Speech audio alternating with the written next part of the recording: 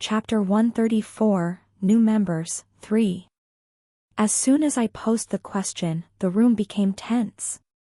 Staring at Angelica straight in the eyes, I asked her something that had been bothering me since last week. Why did she target me, and how did she find out that I was the one responsible for killing Elijah when every news outlet and evidence pointed towards Amanda being the one responsible for killing Elijah? Moreover, this past week I looked through the list of guests that were present in the party and none of them were targeted by her. Something just didn't add up. Staring at me for what felt like an eternity, Angelica slowly said, "Because I could feel how Elijah died, and it wasn't with a bow." Frowning slightly, I repeated in confusion. "Wasn't with a bow? How did she know? I made sure to hide all of my traces when I killed Elijah, so how was it possible for her to find out something that even the union couldn't figure out?" Noticing the confusion in my face, Angelica explained. "When one of our contractees dies, apart from having our souls become damaged, we are also subjected to the pain they experience right before dying. Therefore, after Elijah died, I was able to tell that what had killed him wasn't a bow, as the hit was far too clean for something that an arrow could do." Listening to Angelica explain, the frown on my face deepened. Interesting. I didn't know that. I really didn't know. I don't ever recall writing about something like this in the novel, although I have come to realize that referencing to the novel too much was bad as things tended to become different. It still came as a shock to me to realize that I didn't even know such important information. Especially since this piece of information was quite important. Placing my hand on my chin as I fell into deep thought, I eventually looked at Angelica before asking. "All right, I understand why you didn't target Amanda, but again, why me?" Opening her mouth, mid-sentence Angelica frowned. Thereafter a blank look appeared on her face as she looked at me in confusion. "Well, that's because..." Noticing the oddity in her behavior, I leaned forward. "Because..." After a while, shaking her head, Angelica said, "I don't remember." Taken aback, the frown on my face deepened. "You don't remember?"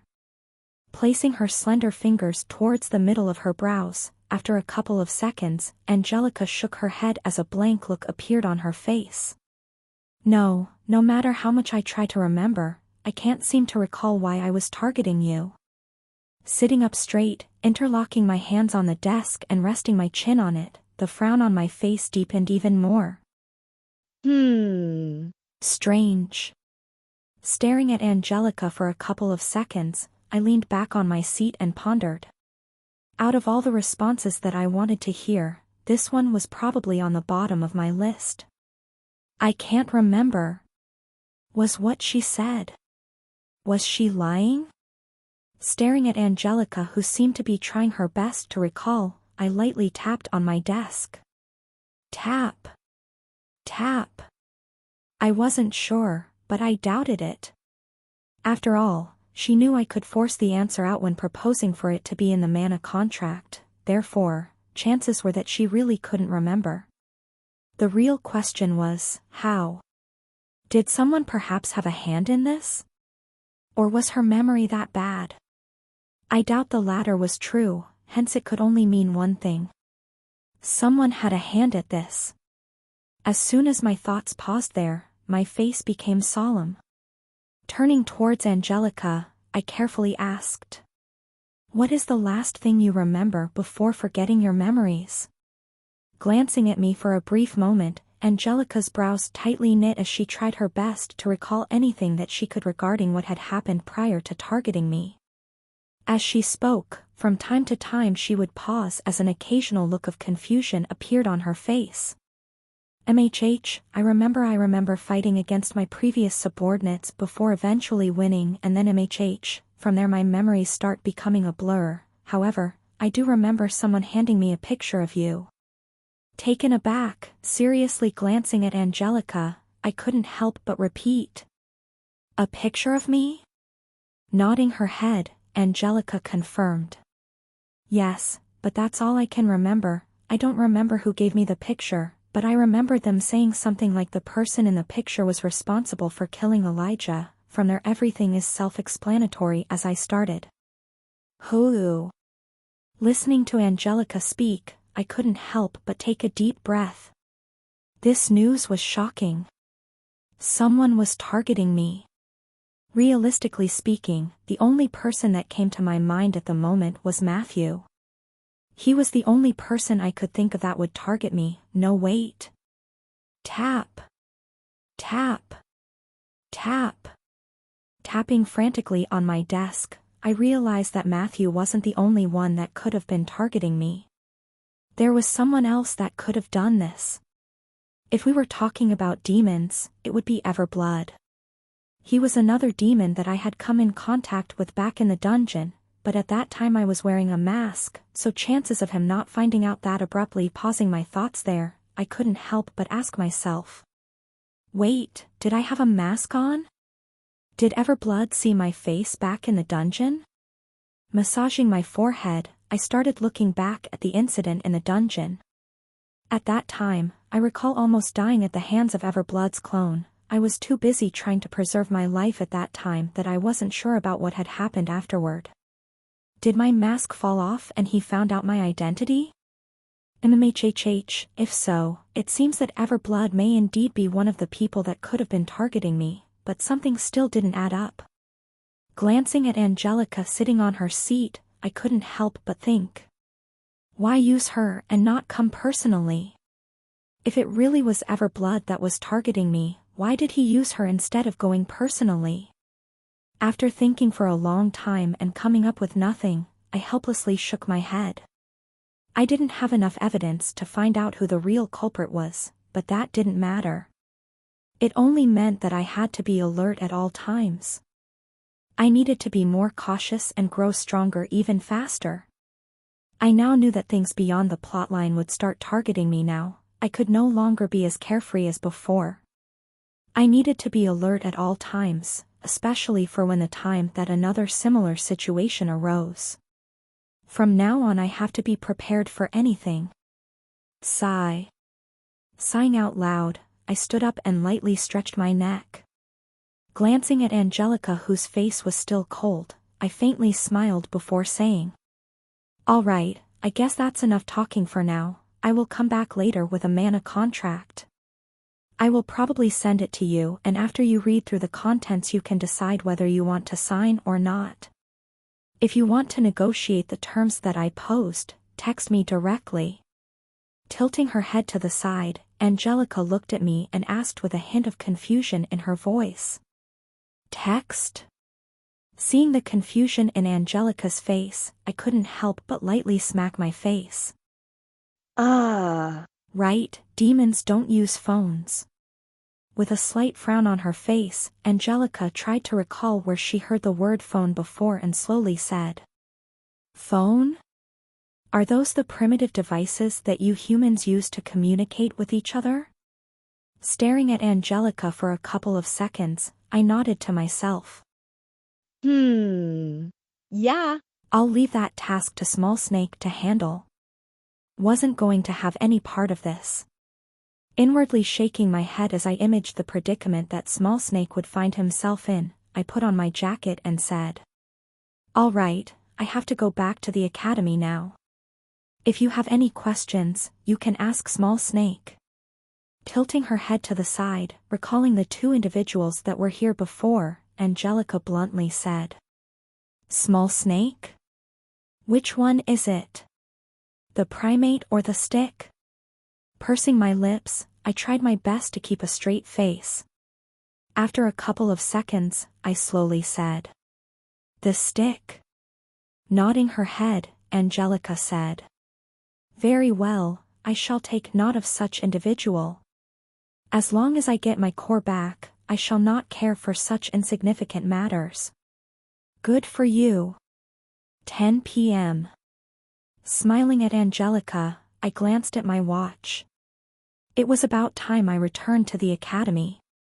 Although I had skipped going through the details about what Angelica was going to do once she worked for me in the mercenary group, that was a talk for a later time. After all, we still had to sign the mana contract first. Once she joined, I will then proceed to tell her more regarding the mercenary group.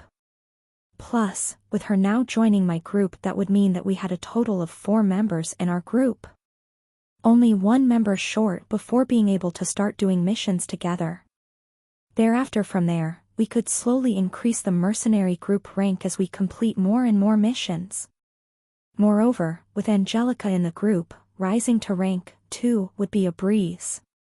Thinking thus far, I was reminded of Ava. Yes, from what I read from the reports Small Snake had given me, she along with Ryan were the 2 people that only needed a little push to join the group. If I wanted to start doing missions with my group, I first needed to sign the 5th member. And aside from Ryan, Ava was the one that was easiest to recruit. Hoo. Exhaling out loud, I massaged my forehead before walking out of my office. I really wonder how strong our group will be in the future. Chapter 135, Moving Out, 1. Up. Huh? Exhaling, I put my arms on my waist and nodded my head in satisfaction. After returning from my little trip to the headquarters of my mercenary group, I quickly returned to the lock. There was a particular reason for that, and that was that today I was finally moving out of my dorm and finally moving to a better one. The Manticore building. A considerable upgrade compared to the Horned Sheep building which I was currently staying in. It didn't need to be pointed out as to why the Manticore building was better, as after all, I was going to get my own training room as well as a personal butler. Just those 2 things alone showed just how much better the place was. If I did have a complaint though, it would be about the price.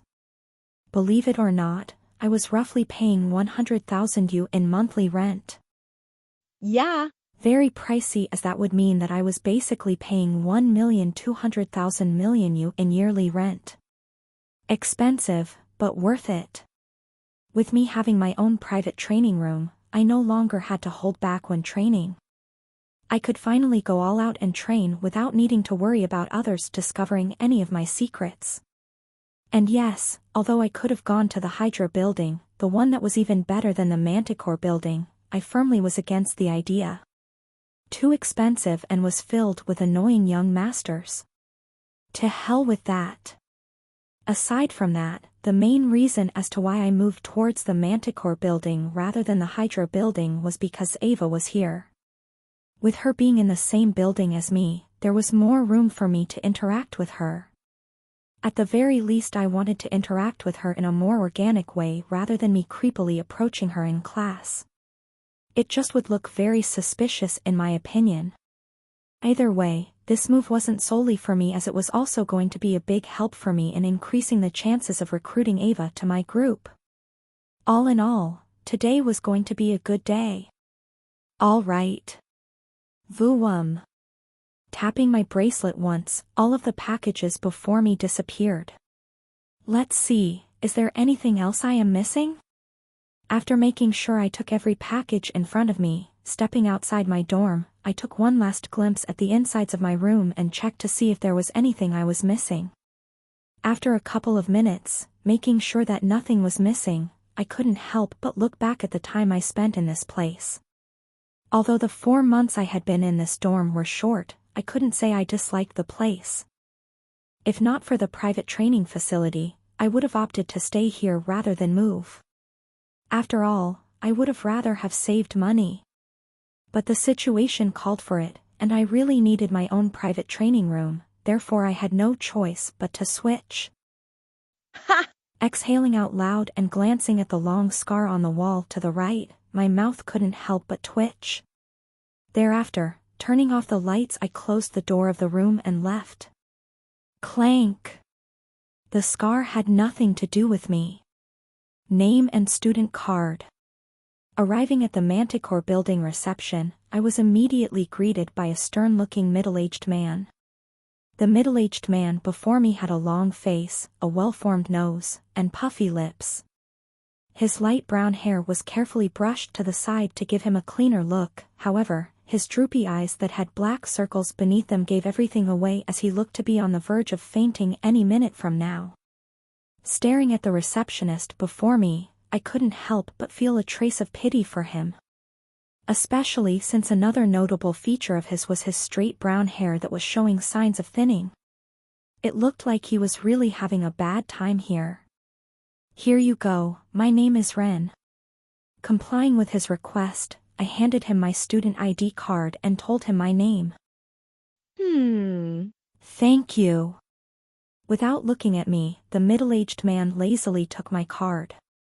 A couple of minutes after taking my card, after checking the card's information and compiling a couple of paperworks, the middle-aged man briefly glanced at me before a large yawn escaped from his mouth.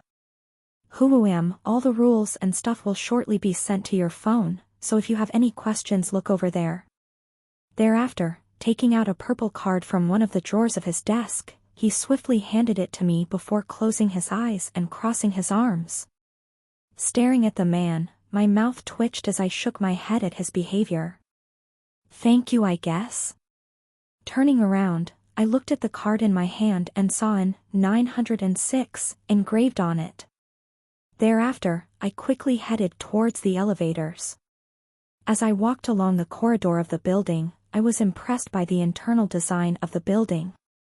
Especially the lighting, as the corridor I was walking on was illuminated with a soft and welcoming light, as if it were a sunshine in gentle pastel hue. The floor was made out of marble and a long red carpet covered most of the pavement as it directly led towards the elevator area. Thus, following the red carpets and arriving in front of the elevators, I quickly pressed a button and patiently waited for the elevator to come down. Taking a deep breath, now that I sorted everything out, I looked back at the incident with Angelica. Having pondered over the matter for a while, I realized that I was too arrogant and carefree. The actions that I took led to someone targeting me. Pausing my thoughts there, a frown emerged on my face as I couldn't help but think about the fact that they could have also targeted my parents. If the person targeting me went after my parents, I wouldn't know what I would have done at the time. Would the old Ren have taken over my body and done something reckless as a consequence, or would I be the one doing something reckless? I wasn't sure, but I wasn't eager to find out. Fortunately, because the one that was targeting me seemed to be a demon, they didn't touch my parents, as they soon noticed that they were under a curse from another demon, and killing someone that was already being targeted by a demon was essentially a very big no-no for the demons, as that would mean that they were basically stealing someone else's food and declaring war on them, and fortunately, because of this, my parents were currently still unharmed. I guess the fact that they were cursed wasn't all too bad. I mean, it did save their lives. But still, what if my enemy wasn't a demon, but a human? What would have happened then? I was too naive and immature. I needed to put further thought into every one of my actions from now on. Come up with countermeasures for everything. That's why setting up this mercenary group was a must for me. Only when I had true power would I not need to worry about such things. I had to get even stronger than I was now. Ding! Snapping me out of my thoughts was the loud chime coming from the elevator. Entering the elevator, without skipping a beat, I quickly pressed the button that led to the 9th floor. The Manticore building had 15 floors, and the current floor I was headed towards was the 9th floor, where my room, 906, was located. Recalling something, I quickly pulled out my phone and checked my notifications. There. Tapping on my phone, I quickly looked through my inbox before clicking on a certain email that had an attached file on it. Opening the file, I quickly started reading through the contents. To summarize, the butler will only be assigned to me in a month after I choose him from a list that will later be given to me? What else? A personalized diet will also be made for me. As I read through the contents shown in the email attachment, I started to become more and more satisfied with my decision.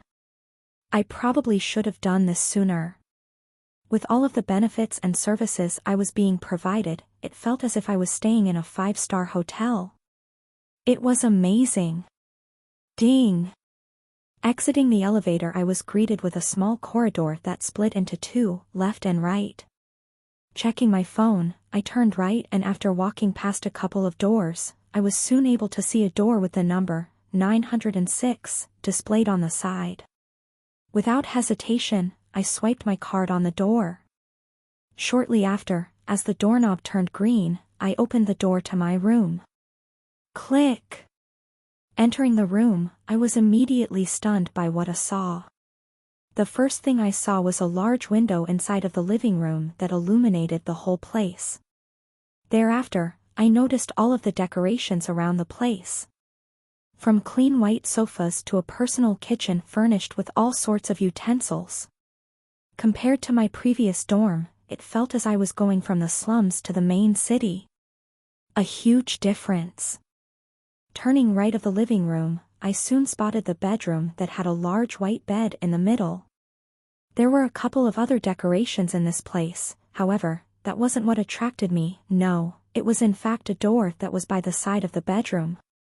Without hesitation, I immediately headed for the door and opened it. This was the only thing that interested me at the moment. Click!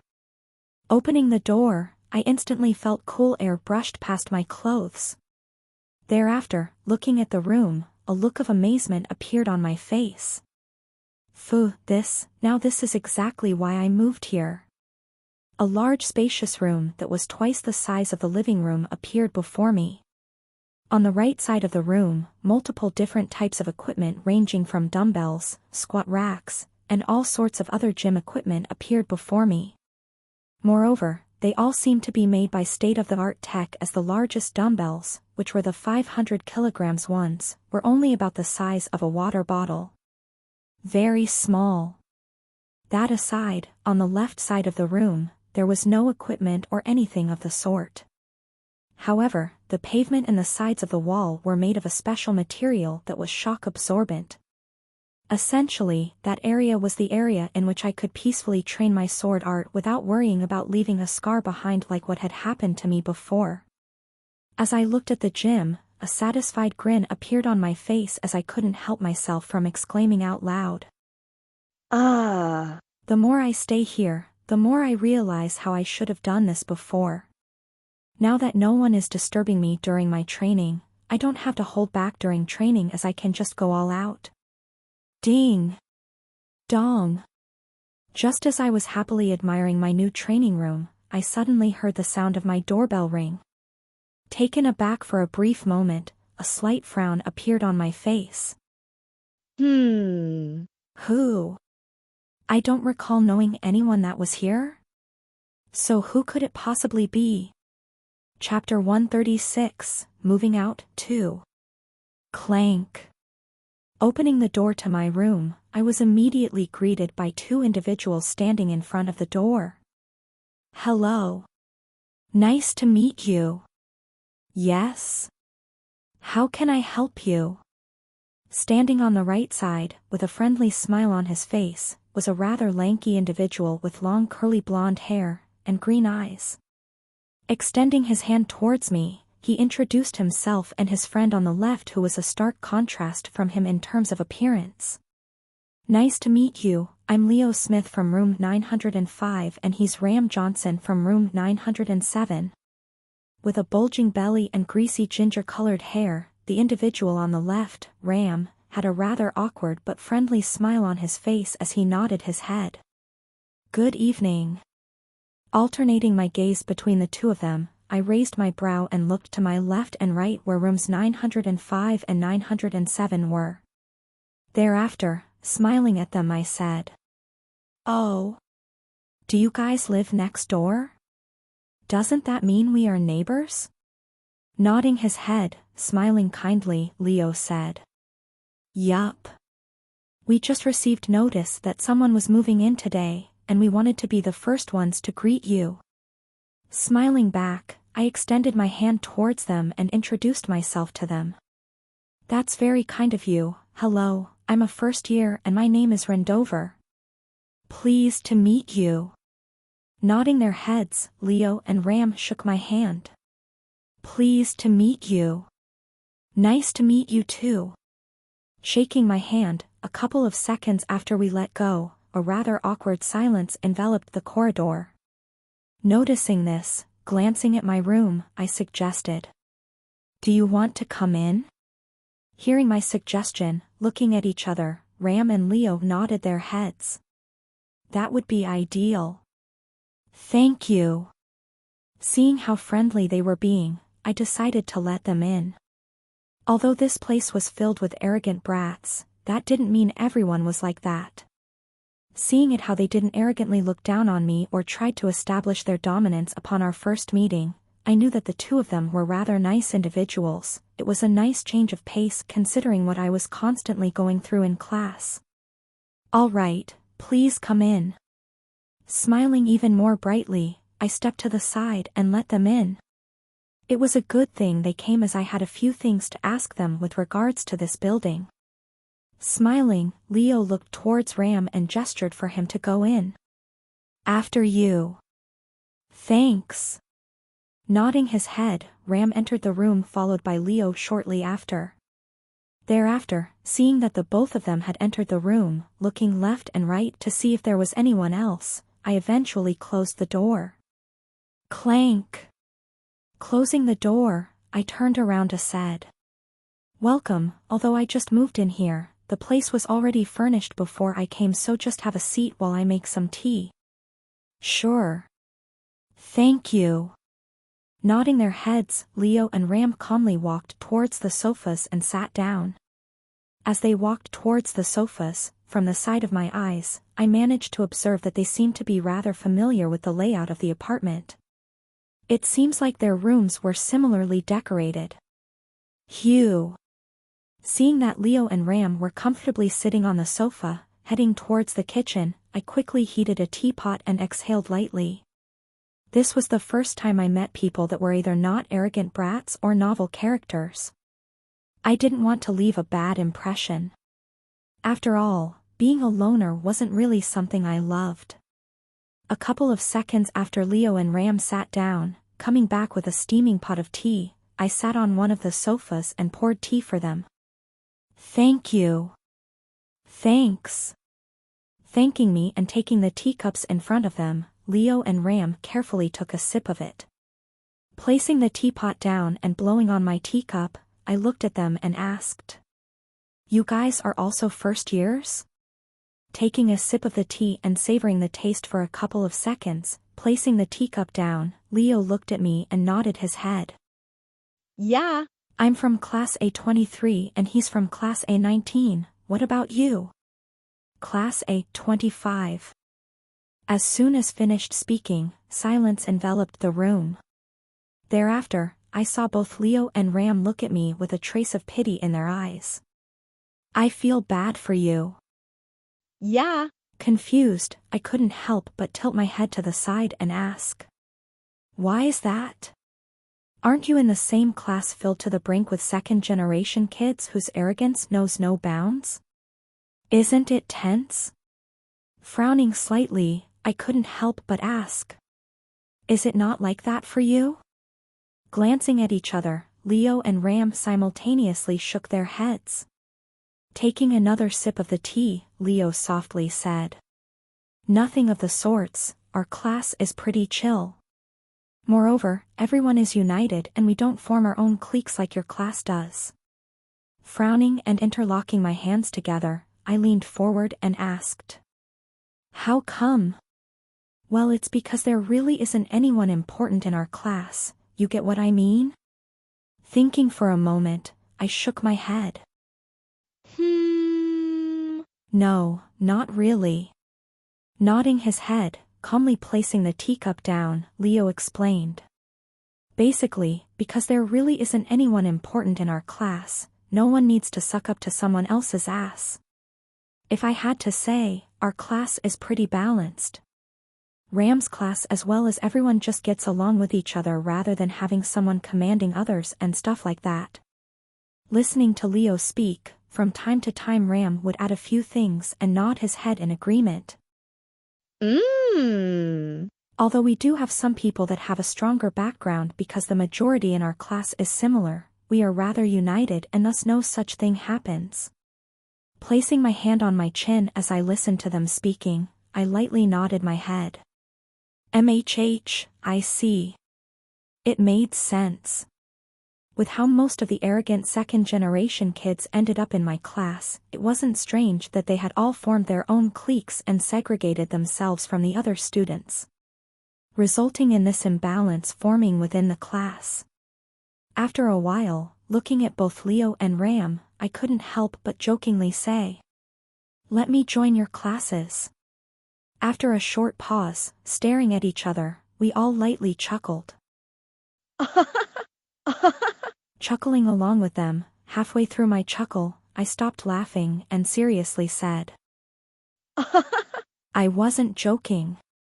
I really wasn't."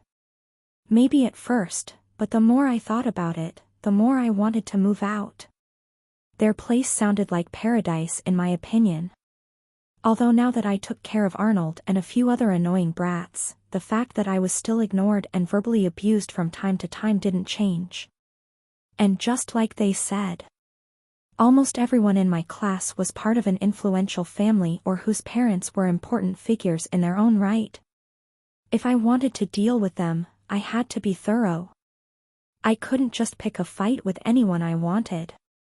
Especially considering the fact that I had a family to look after now, as they could target them at any time without my knowledge. This fact became even more apparent with the incident with the matriarch.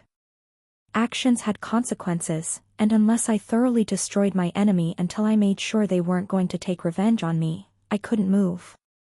Hence why, their classes sounded like paradise to me. A place where I didn't have to think too much about my behavior. Looking at me with a trace of pity in his eyes, Leo tried to console me. "I feel for you, but classes change every year, so you might get lucky next year." Leaning backward on the sofa, a bitter smile appeared on my face as I sarcastically said, "If only I was that lucky." He wasn't wrong. Every year we would be assigned to different classrooms, so perhaps next year I would get lucky. But considering my luck so far, I could only helplessly sigh. Ding! Dong! As I was having a good chat with Leo and Ram, suddenly, the doorbell rang once again. Turning towards the door, I looked at Leo and Ram for a brief moment before saying, "More neighbors?" Seriously looking at each other, Ram and Leo's faces became tense. Thereafter, grabbing me by my sleeve, Leo carefully said, "Ren, be careful." Raising my brow and looking at them carefully, I couldn't help but slowly ask, "What's wrong?" Looking at each other, after a short pause, Leo quietly spoke. "We were planning on telling you this later, but actually, this building is not as peaceful as it sounds." Frowning, I suddenly had an ominous feeling. Not as peaceful as it sounds? Nodding his head, Leo and Ram looked towards the door with a little bit of fear. Yeah. Noticing Leo and Ram's odd behavior, the frown on my face deepened. If I said I was surprised by this development, that would be a lie. From experience, I could pretty much guess what was happening. Although I didn't know much about this place, it seems like there was a social hierarchy here that I did not know of. Whoever was at the door was definitely someone that I wasn't going to have the pleasure of knowing. Ding! Dong! Coming! Staring at the door, I looked towards Ram and Leo before making my way towards the door. I'll have to observe first before making a move. Chapter 137, Moving Out, 3. Sorry for my tardiness. Swoosh! Opening the door and scratching the back of my head, on the other side of the door, I saw 3 people standing with their backs straight. As soon as I opened the door, a surge of powerful aura came crashing in, creating a powerful gush of air that reminded me of a typhoon. Feeling the gush of air brush past me as my clothes fluttered lightly, I tried my best to keep my smile on my face as I looked at the people before me. Taking a closer look, there were 3 people.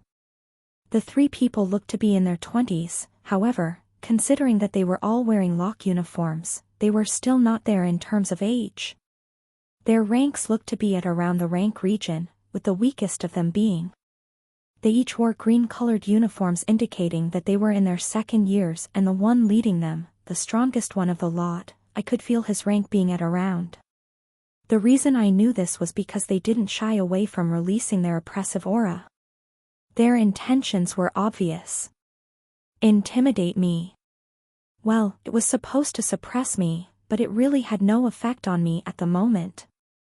Still, I pretended to grimace under their pressure. KKHH, who is this? Observe before acting. Seeing my reaction, keeping the pressure for a couple of seconds before removing it, the leading youth looked at me as he said in a solemn voice. You're the one that just moved in? Pretending to catch my breath, I slowly nodded my head and responded. Huff, huff, indeed. As I responded to them, I tried my best to hold back.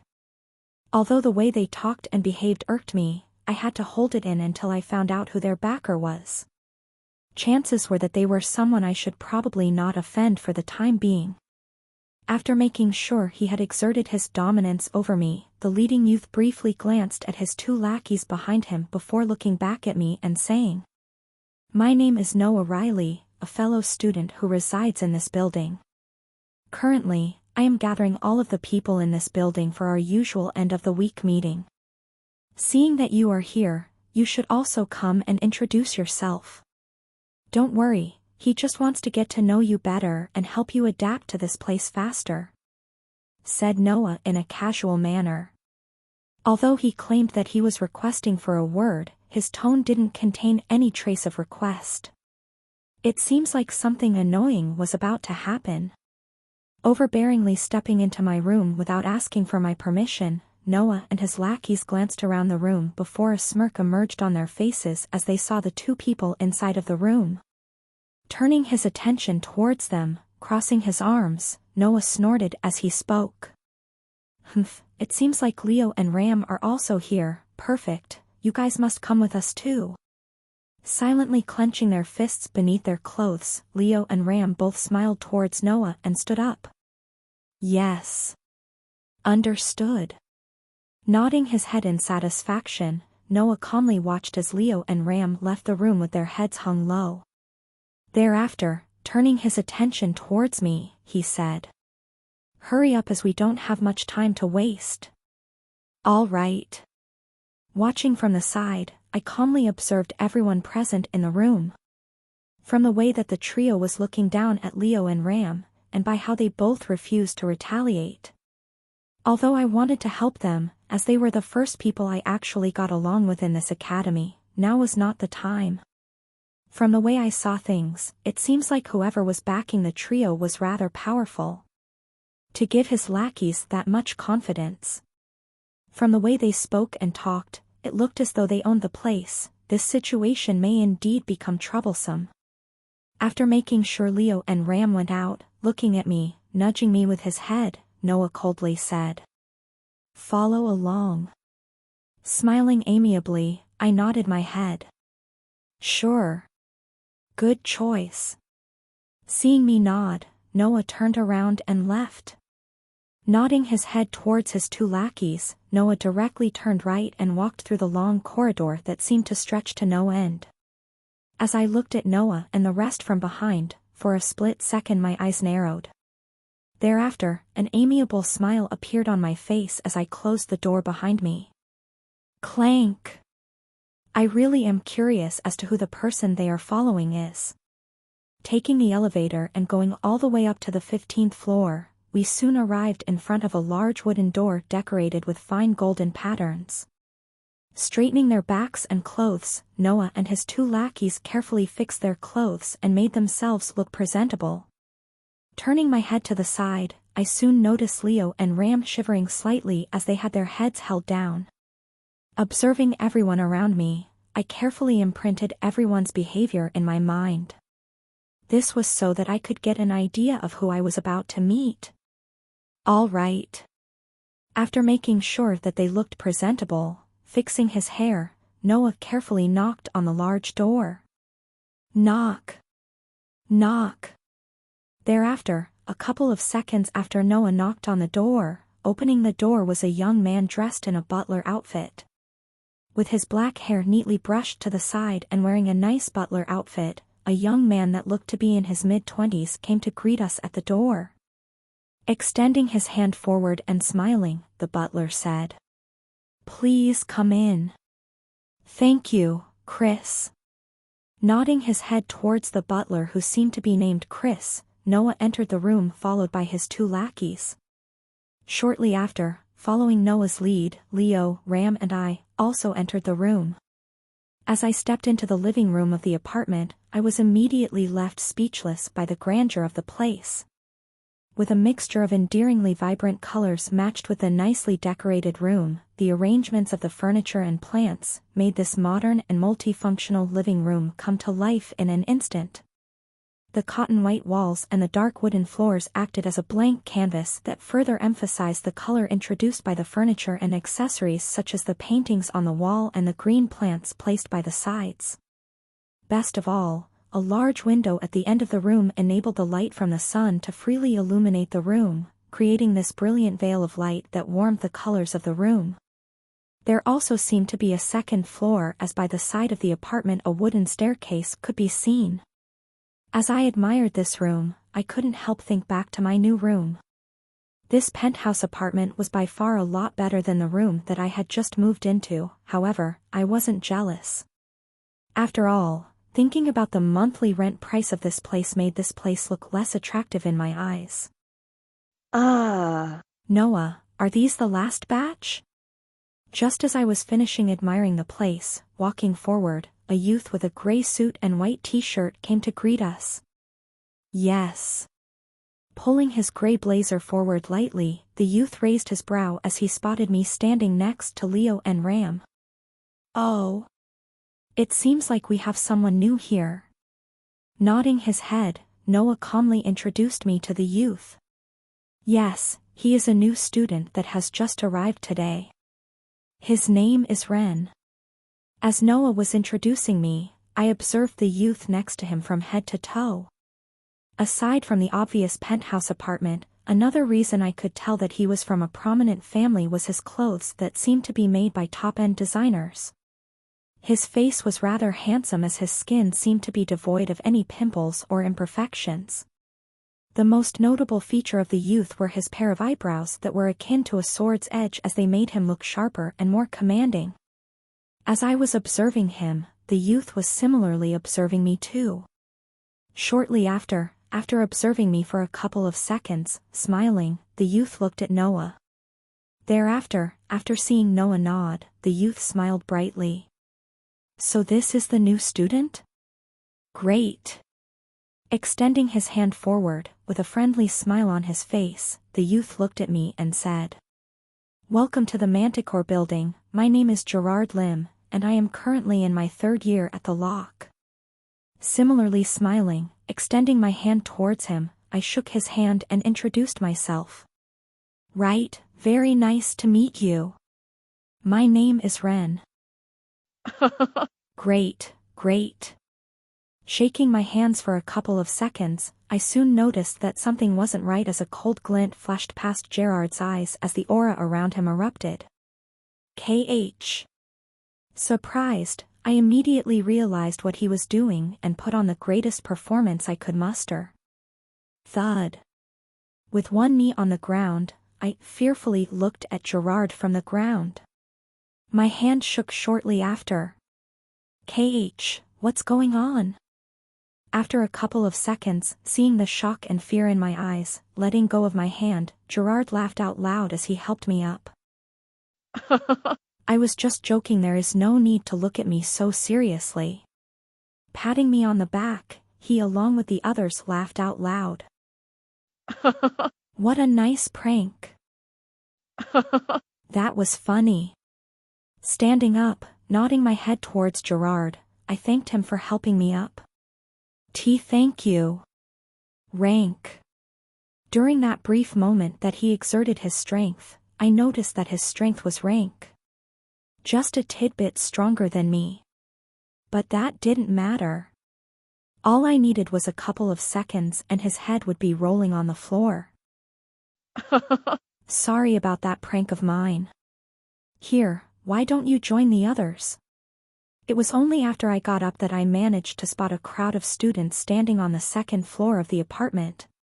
It also seems that Leo and Ram, who were with me moments before, were both escorted upstairs moments prior. Yes. Nodding my head, I pretended to still be shaking from the incident and slowly walked upstairs. Slowly walking upstairs, from the corner of my eyes, I managed to see Gerard nod to Noah and the others in satisfaction. Spotting them from the distance, the corner of my mouth inadvertently pulled up. Just you wait, I'll pull an even better prank on you later. One that you wouldn't forget for a lifetime. Going up the stairs, I joined the rest of the students that were gathered in the room. I soon spotted Ram and Leo standing quietly in the corner. Without hesitation, I joined them. Moving towards them, as soon as they noticed my presence, I found them both quietly moving towards me to check if I was all right. Hey, we saw what happened, are you all right? Are you hurt? Smiling, I shook my head and reassured them. Nothing to be worried about. I am fine. I wasn't lying. Although Gerard's rank was indeed higher than mine, his pressure wasn't actually affecting me that much. As I thought back at Gerard, who was still downstairs talking to his lackeys, staring at Leo and Ram, I started probing. Right, this Gerard Lim guy, why is everyone so fearful around him? Isn't he just rank? Although that is indeed an impressive rank, for a third year that's rather, how should I say, lack kin. Just as I was about to finish my sentence, to my surprise, I found both Leo and Ram putting their hands on my mouth as they tried to stop me from speaking any further. A look of panic appeared on their faces. Shh! Do you want to die?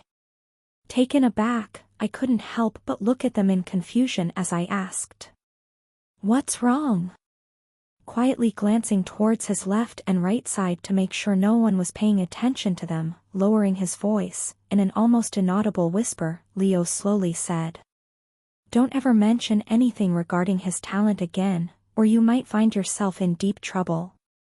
Deep trouble? Nodding his head, Leo solemnly looked at me as a trace of fear flashed past his eyes. In an even lower tone, he quietly said. One time a student made a similar mistake to yours, as he made fun of Gerard's rank. Do you know what happened next? Shaking my head, I asked. What happened? Slightly biting his lips as he moved his head closer, Leo quietly said. 3 weeks after the incident, the staff from the lock found him dead in his own apartment with a suicide note neatly written on the corner of the desk. Opening my eyes wide, I looked at Leo in shock. A suicide note? Nodding his head, unfazed by my shocked expression, Leo continued. Yes, and the strange thing was that even though everyone knew it was Gerard who was responsible for this, as the school and the authorities couldn't find any evidence of it being a homicide, the case was ruled as a typical suicide case. However, the reason why everyone knows that it was him who did it, is because shortly after, the student's family also died by the hands of a series of strange accidents ranging from car crashes and cardiac arrests, everyone dead. Hoo. Listening to Leo recount what Gerard had done, I couldn't help but exhale out loud. Even his family was targeted. Thank God I didn't act rashly, else things might have become serious. Scratching the top of his nose, in a solemn voice, Leo said. Trust me when I tell you this, but Gerard is crazy, he is not right in the head, provoking him is like asking for yourself to be killed. Listening to Leo speak, the frown on my face deepened as I couldn't help but softly mumble. Psychopath. To openly kill a student just because they made fun of his talent. Moreover, their parents too? This guy was beyond redemption. Gerard was not right in the head, and everyone in this room understood that fact. Perhaps this was why everyone was so scared of him. Seeing that I understood, sighing in relief, Leo added. Yes, so please refrain from ever mentioning what I just told you to not mention. Nodding my head, I reassured him as I switched the topic. All right, I'll be careful, but what's his background? What kind of background does he have? I mean, for him to be able to hide the evidence so cleanly, it must be quite a big background. Hearing my question, both Leo and Ram looked at me strangely. Thereafter, Ram joined in the conversation as he asked me with a hint of doubt in his voice. You really don't know? Shaking my head, I denied. Nope. I really didn't know. This man was not someone that appeared in the novel, nor that I ever remembering writing about. Therefore, it was only normal that I had no idea about him. You really need to inform yourself better. Looking at me strangely, lowering his voice, Ram started speaking. Gerard Lim is the only son, of the #1 pharmaceuticals company WV Pharmaceuticals, who is said to be worth over a 100 billion U in value, a giant amongst giants who recently have seen a major market share increase in the potion market. Raising my brow, as Ram was talking, my head quickly snapped in his direction as a certain word caught my interest. Did you just say WV Pharmaceuticals? Nodding his head seriously, standing beside Ram, Leo once again spoke as he warned me about the consequences of provoking Gerard. Yes, so be extra careful and try your best to not pee. However, contrary to Leo's wishes, as he tried to lecture me, his words went from one ear to the other as the corners of my mouth threatened to pull themselves upwards at any given second. Massaging my chin, I couldn't help but think back at an incident that had happened not so long ago. I see. So Gerard is the son of the chairman of WV Pharmaceuticals. The very first company I bet on during my first 2 months in this world, and the ones that were responsible for Tobias Church's death. This was starting to get more and more interesting.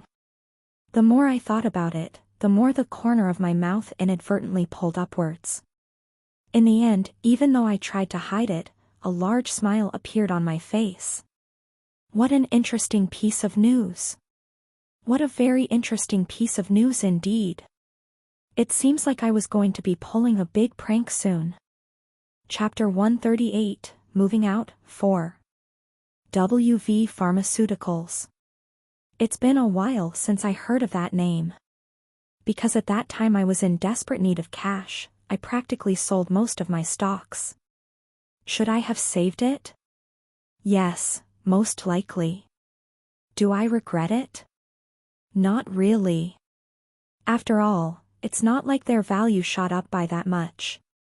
I would have probably have made a couple of million more U. Either way, the fact that Gerard was the son of the current chairman of WV Pharmaceuticals was a pleasant surprise. And when I mean pleasant, I mean it in a very interesting way. If I played my cards right, I could probably kill multiple birds with one stone. Thank you for gathering, everyone. Talk of the devil. Walking up the stairs followed by Noah and 2 other burly individuals, Gerard calmly walked towards the middle of the room. There were approximately 50 people gathered here on the 2nd floor, and all of them seemed to be first years as they all had an azure blue blazer. Calmly observing everyone present, raising his hand, Gerard tried to gather everyone's attention towards himself. As soon as his hand raised in the air, the room instantly became quiet. With his 3 lackeys glaring at everyone present, everyone immediately shut up. Noticing this, smiling at everyone, Gerard calmly started speaking. Once again, thank you all for coming this weekend to the weekly meetings I have established. I hope that it doesn't bother any of you as Gerard was speaking, every word that came out of his mouth went from one of my ears to the other. The reason why I wasn't paying attention wasn't because I wasn't interested in what he said. Well, I wasn't interested, but the main reason was because of a particular person in the room. More precisely, a young girl who quietly standing in the corner by herself. She had a rather petite figure with semi-long hair and bangs that gently covered her eyes. She looked extremely shy as she avoided eye making contact with everyone. Ava Leafs. It seems like my trip here wasn't in vain. Although I was initially put off by Gerard's forceful show of power, now that I found Ava, my anger subsided a little. Calmly observing Ava from the side, I thought back at the files that Small Snake sent me. According to the files he sent me, Ava Lefas came from a pretty well-off family. She was the sixth child of the family and the only one with the monster tamer profession. Although she wasn't neglected at home, because of her profession, she developed a sort of inferiority complex over her siblings who in their own rights, were quite talented. Although the files had a bit more information, those were the key points I took notice of, and observing her from the side, I could tell that the information was accurate. From the way she avoided everyone and seemed very shy, it was apparent that she didn't have a lot of confidence in herself. This was definitely something I could work with. Clap. Clapping his hands once, snapping me out of my thoughts, Gerard smiled brightly as he got to the main point of this meeting. All right, I will keep it short. I'm sure you guys know why I called you here, right? As soon as Gerard posed the question, instantly silence enveloped the room. Raising my brow and noticing the strange tension in the room, I soon spotted every student in the room helplessly looking at the ground. What's going on? Staring at everyone before him, Gerard once again spoke. This time his voice was colder and more authoritative. Did you guys hear what I said? Please hand me a timestamp. One per person, please. Hearing the word timestamp, I couldn't help but tilt my head in confusion as I glanced next to me where Leo and Ram were. Lowering my head a little, I quietly whispered. What's going on? Glancing at me, understanding something, Leo pulled me closer to him and quietly whispered. Right, since you're new here you don't know much about what happens here. Essentially, each week, same time today, we are gathered here by Gerard and we are to give him one of the 2 timestamps that we are given each week. Frowning as I was listening, I glanced towards Leo and quietly asked. What's a timestamp? As I asked, I couldn't help but curse at my own lack of preparations. Honestly, I should have probably have done more research on this place and the people living here. Although there were over 1,000 people staying in this building, I should have taken note of all the important people beforehand so that I could have been more prepared. For example, considering the fact that there were only 50 people gathered here, I figured that this wasn't the only group that coerced students into doing something that they didn't want. There were probably many others with a similar group of students, blackmailing them into handing them something important, which in this case seemed to be the so-called timestamp. Placing my hand on my chin, I made a mental note to myself. Find everything about this place, from the leaders to the rules and anything that with regards to how this place operated. Only when I had enough information would I be able to quickly come up with countermeasures, or at least be prepared for what was to come. Well, in my defense though, with everything going on with Angelica, things just passed my mind. Moreover, with how busy Small Snake was these past few days, asking him to research all of the people here would be basically asking for him to die.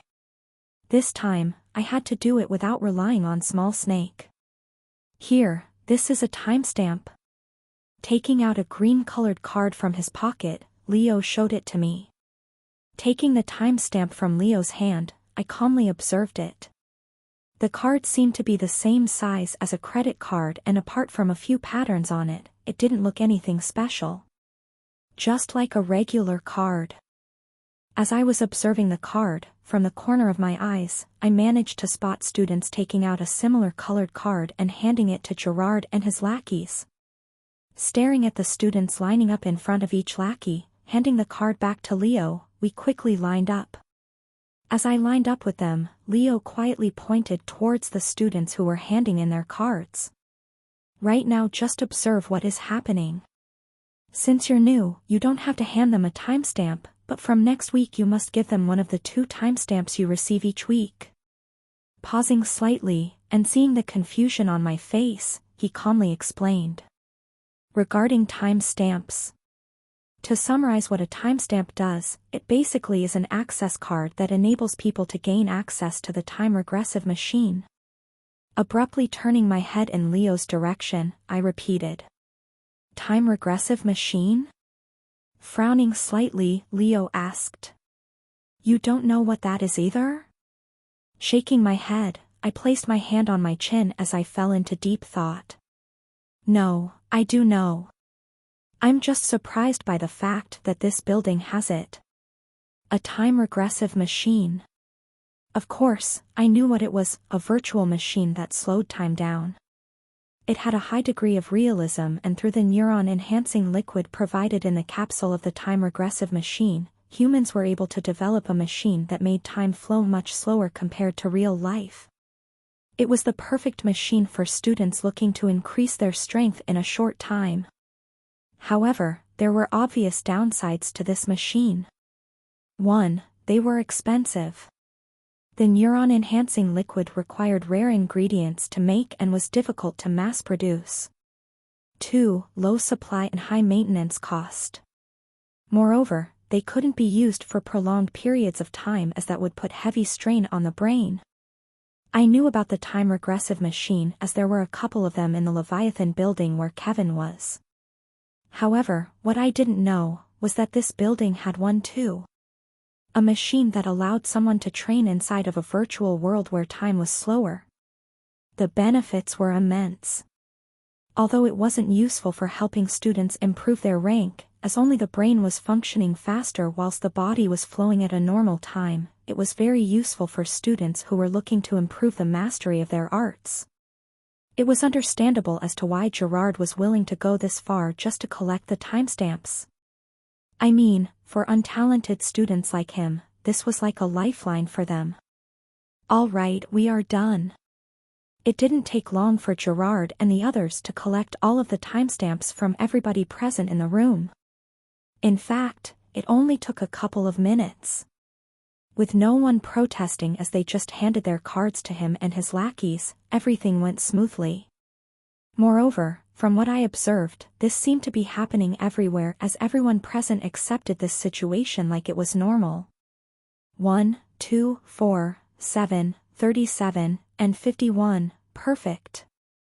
Counting the timestamps in his hands, a big smile appeared on Gerard's face. Thereafter, looking at everyone in the room, he casually dismissed everyone present. Thank you very much for giving me your timestamps. I won't take any more of your time, so you may go now. And just like that, everyone that was present in the room quietly descended the stairs and made their way out of the penthouse apartment. Let's go. Tapping me on the shoulder, Ram and Leo quietly followed everyone out of the apartment.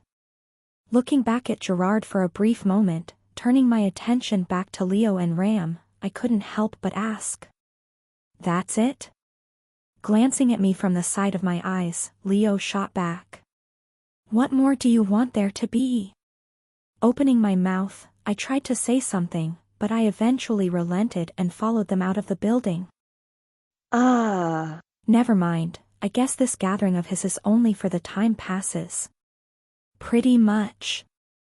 As I got out of the apartment with Leo and Ram, my attention was once again drawn towards Ava, who was not far from where I was.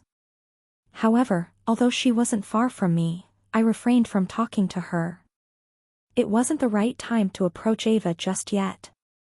With all of the information that I had gathered from this meeting, a plan had already started formulating inside of my head. One that, if executed properly, could solve a lot of the issues I was currently facing. Although it wasn't a short-term plan, the wait was going to be worth it. After all, you can't topple a king in one move. Right? Chapter 139, Tryouts 1. Clank. Saying Goodbye to Leo and Ram, I quietly went back to my dorm. Thereafter, I sent a quick message to Small Snake with regards to WV Pharmaceuticals and threw my phone on my bed. Sigh. As a sigh escaped from my mouth, sitting on my chair in front of a large spacious wooden desk, I took out my computer and booted it up. So far, this was what I gathered from the small conversation I had with Ram and Leo on my way back.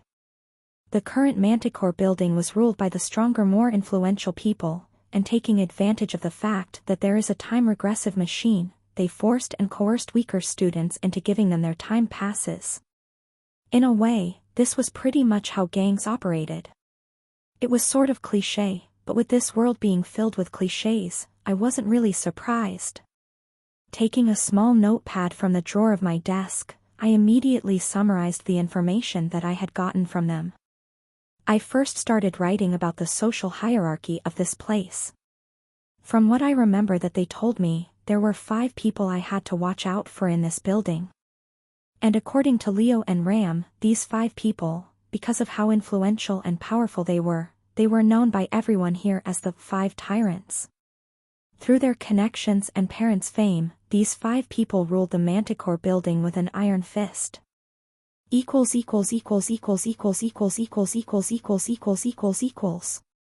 Gerard Lim, WV Pharmaceuticals chairman's son. Romelu Connell, both his parents are A-ranked heroes, and work under Platinum-ranked guild. Adria Forsetti, son of the elder of Gladiatori, Platinum-ranked guild. Jessica Pandev, daughter of one of the school instructors. Gabriella Lemus, daughter of branch manager of Ashton District Bank, one of the largest banks in the city.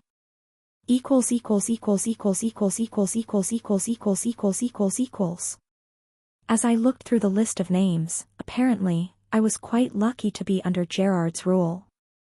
According to what I heard from Leo and Ram, he was the nicest of the lot. Although from what I've gathered they didn't kill as Gerard did, what they did was even worse. Torturing you to the point that you wished that you were dead. Be it through targeting your family or anyone that was around you, as long as they didn't like you, they would immediately subject you to intense bullying and include your family in their nonsensical acts. They were all practically psychopaths. I wasn't really sure how these people even existed, as there is a clear boundary between arrogant and insane, and this was on that level. To be called the 5 tyrants because of what they did was understandable. From the way they behaved and pressed people, they were nothing short of tyrants. Worst thing, because of the connections they each had, working together they managed to secure this ironclad rule that basically prevented any of the students present from voicing out what was happening, meaning that they had free reins of this place. Unless your background was something they couldn't handle, if they deemed you to be their target, you were pretty much done for. Taking note of this information, I knew that eventually I may be implicated in this nonsense. I had to act before that happened. Browsing through the internet with my laptop, I looked through each of their backgrounds in more detail. Whenever I saw something interesting, I would quickly write it down on a small notepad that was next to me. From time to time I would also stop and ponder for a couple of seconds as the gears of my brain started moving. Many different plans started formulating in my mind as I briefly glanced through their profiles. I was not having any of this. The reason why I moved in the first place was because I thought it was going to be a better place compared to the Horned Sheep building, but it seems like I was too naive. I was initially only planning on dealing with Gerard, but after hearing what Leo and Ram had said, I changed my mind. They all needed to be removed. Not only because they were going to be interfering with my training and daily life, but also because it was a necessary measure I had to take in order to make Ava join my group. Thus, with my notepad open, I took a large piece of paper and started creating a mind map with 5 large squares by the sides, each representing one of the 5 tyrants. Although I didn't have enough information yet, with all that I currently knew, I started creating connections and links between each member. Though I wasn't planning on acting anytime soon, preparing myself earlier was never a bad thing. Thus, as different plans and connections started formulating inside of my mind, I quickly got to work as I tried my best to come up with a foolproof plan that would achieve my goals whilst maximizing my gains. Playing with the pen in my hand, I softly mumbled to myself. Tut, tut, tut, I hope you don't blame me for doing this. After all, I am just doing this for self-defense. Blame yourselves for threatening to ruin my daily life. Class A-25, Lock. Hoo-woo. Yawning out loud as I stretched my arms in the air, I wiped the tears that had formed on the corner of my eyes. If I said I wasn't tired, that would be a lie. Having spent most of yesterday going through all of the information I could find regarding the 5 tyrants, I only got around 4 hours of sleep. I was understandably tired. Clank. Entering the class like usual, Donna calmly walked towards the podium of the class. Thereafter, placing all of her stuff down, she took out a tablet and did the register. Rank 1, Kevin Voss. Yes, present. Rank 2, Melissa Hall. Present. Rank 3, Jean Horton. Present. Propping my head with my hand, as I listened to Donna, I calmly observed the classroom. Kevin and the other were sitting in their usual seats on the right side of the classroom. It was the usual sight. Kevin was talking with Emma, Jean was with Troy and Arnold, Melissa was going through a bunch of papers in here and Amanda was staring at Donna with an emotionless look on her face. Everything was pretty much the same as it was during the first time I had come here. Although if I did have to point out a notable change, it would be that I was pretty much on speaking terms with most of them. I was no longer a nameless nobody in their eyes. Which I didn't really mind at this point. With everything that was going on, their connections were indeed quite useful for my future plans. Rank 197, Rendover. Present. Hearing my name being called, I quickly raised my hand and responded. Staring at me for a split second, Donna looked back at the tablet and checked my name off. Thereafter, she continued doing the register. Rank 209, Ruben Nasri. Like that, for the better part of the first 5 minutes of the class, Donna did the register. Thereafter, after finishing the register, placing the tablet down, and glancing at everyone in the class, Donna spoke up as she announced. I wanted to inform you guys that the tryouts for the Intra-Academy tournament have been pushed to tomorrow morning and that all of the individuals who were previously chosen by me to be prepared. Hugh. Sitting up straight as I stared at Donna from above, an audible gasp escaped from my mouth as I looked towards Donna in confusion. Soon after, a wave of whispers resounded across the classroom. What? Why did it suddenly move? What's going on? Wasn't it supposed to be in another couple of weeks? Looking around, I could see that I wasn't the only one that was caught off guard by the news, as almost everyone present felt the same way. And their reaction was understandable. I clearly remembered Donna saying to me last week that there was still a month left before the tryouts. How did the time suddenly go from a month to a week? Noticing the commotion that the announcement had caused, raising her hand, Donna's eyes shone for a split second as she spoke up. Please be quiet and let me explain. Thereafter, as her voice traveled through the ears of everyone present, every one of the students speaking found themselves unable to move as their minds went blank for a split second. Soon the room was once again enveloped in silence. Brushing her hair to the side as silence returned to the classroom, Donna casually said as she continued. As most of you know, the tryouts were supposed to happen in a couple of more weeks, but due to some unforeseen circumstances, we have no choice but to push it to tomorrow. This was not something that was decided on a whim, but it was something that all of the heads of the departments have agreed on during the last meeting we had during the weekend. Pausing for a second and glancing at certain people within the class, me included, Donna continued speaking.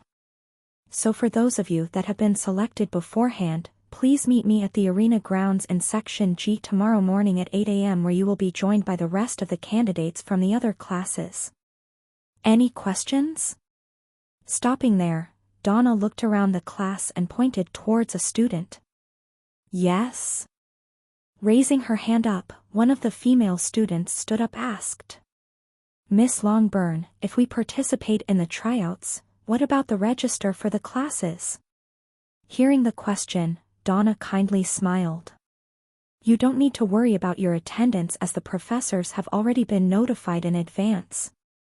Sigh.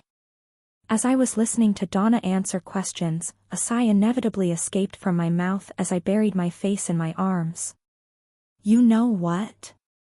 Whatever. As I had put a time skip in this part of the novel, I had no knowledge of any of the circumstances happening right now. And honestly, even if this deviated from the original plotline, I wouldn't even be surprised anymore. With everything that had happened to me these past 5 months, I now knew better but to not be surprised by an unforeseeable change.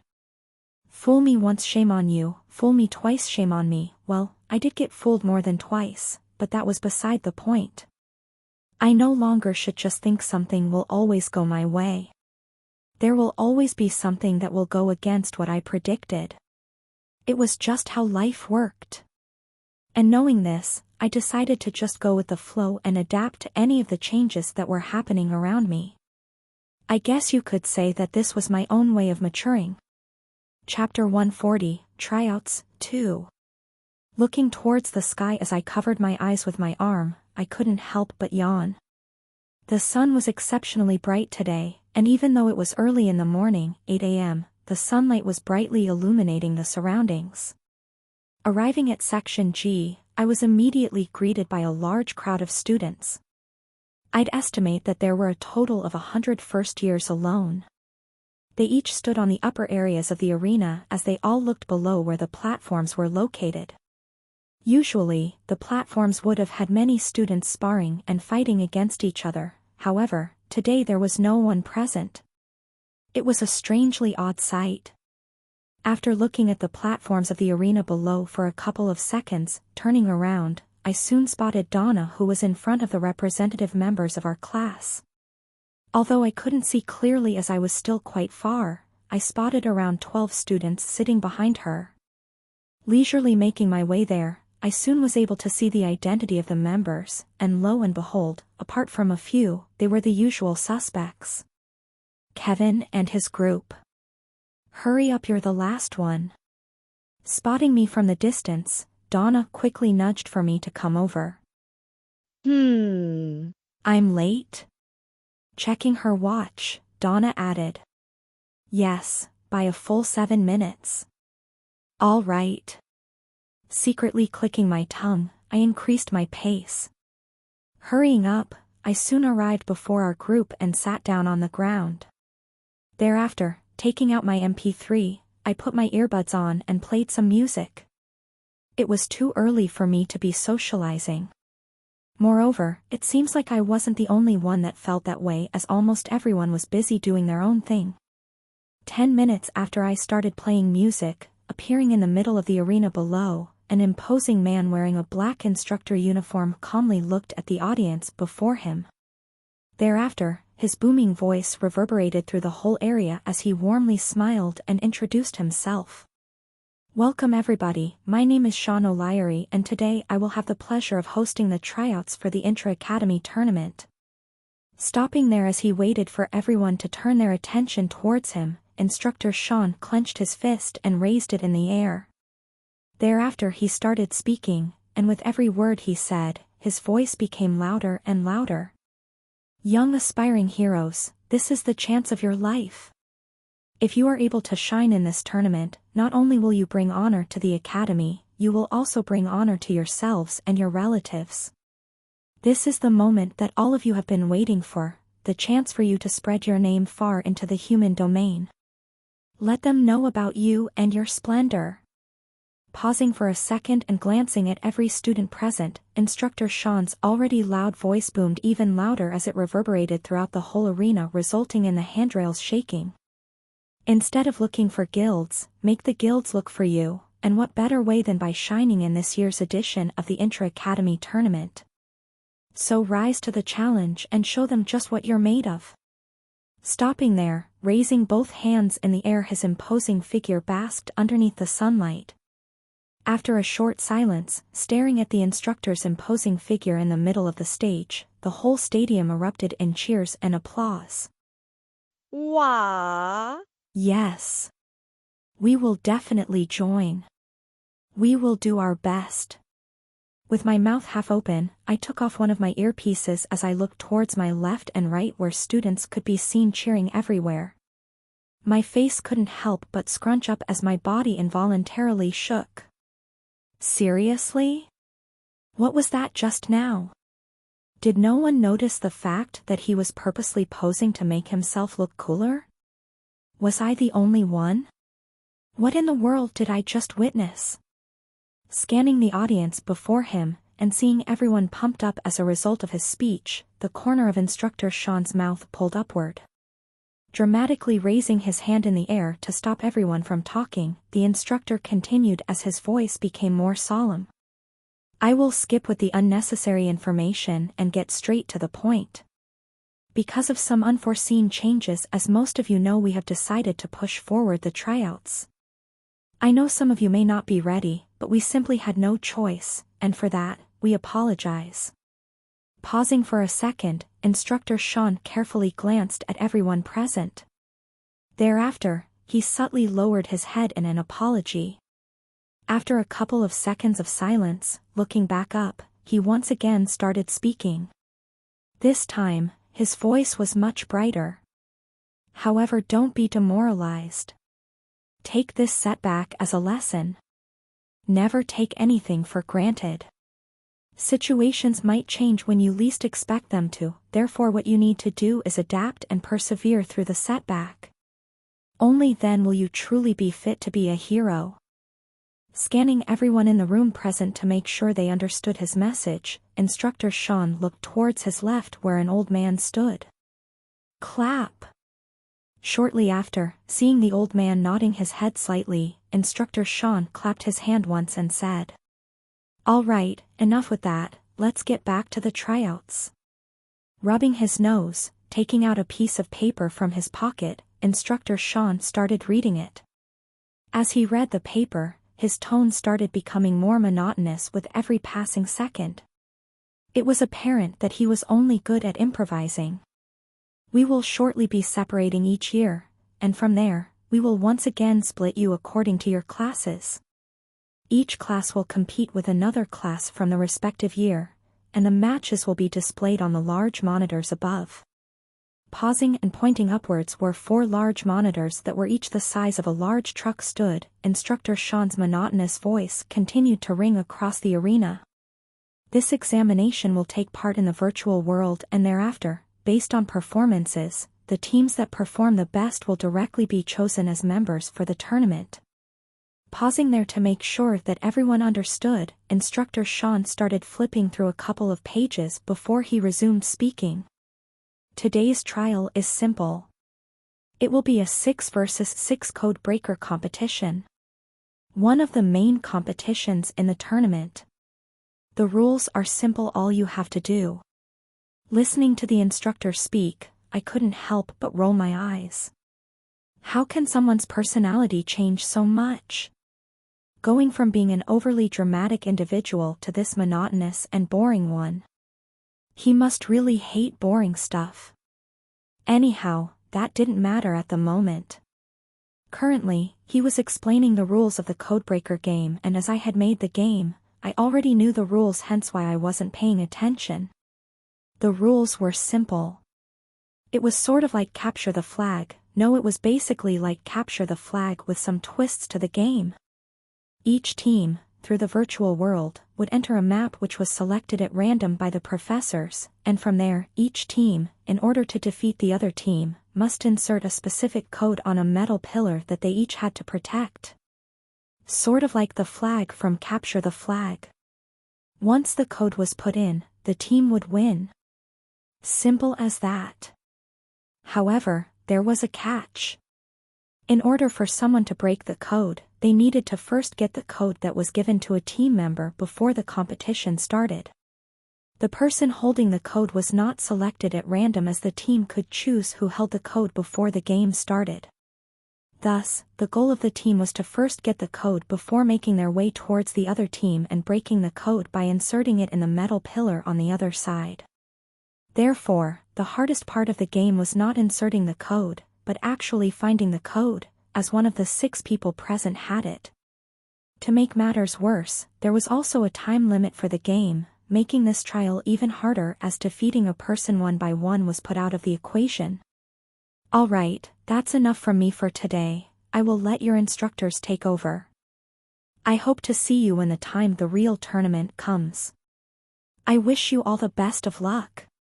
Finished with what he was saying, Instructor Sean smiled once again at the audience before he turned around and left. A wave of applause followed suit. Clap. Clap. Clap. After Instructor Sean finished speaking, taking out her tablet, Donna calmly looked at her students. There were a total of 12 students representing our class, and apart from the usual people, there were a couple of new faces, me included. Pursing her lips, Donna scrolled through her tablet before looking at everyone and saying, "There will be two A25 groups, and before you say anything, the teams have already been decided beforehand, therefore no, you can't choose." Pausing and pointing towards certain individuals, Donna continued. "Now, the teams are. On my right, Melissa, Kevin, Troy, Emma, and Christopher. You will be the first team." Staring at the people whose names she had just called and seeing them nod at each other, Donna looked away and continued. "On my left, Jean, Amanda, Rin, Arnold, Donald, and Zach." As the members of our group were being announced, my mouth couldn't help but twitch as I realized who was part of my team. I was fine with Amanda, but Jean and Arnold? Oh, dear. Unbothered by my distress, after making sure she got the names right, putting the tablet down, Donna calmly explained. "You six will each be competing against a team from another class in a 6 versus 6 scenario, and from there we will judge your performances. Considering that there will be a lot of matches today, you only have to fight once. However, even if you win, it won't mean that all of you will be chosen. So if you want to make sure you get selected, you must think of an adequate strategy first and make sure that you crush your opponent."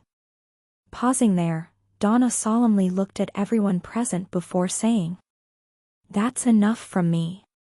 Huddle up in your teams and come up with an adequate strategy. I have high expectations from you."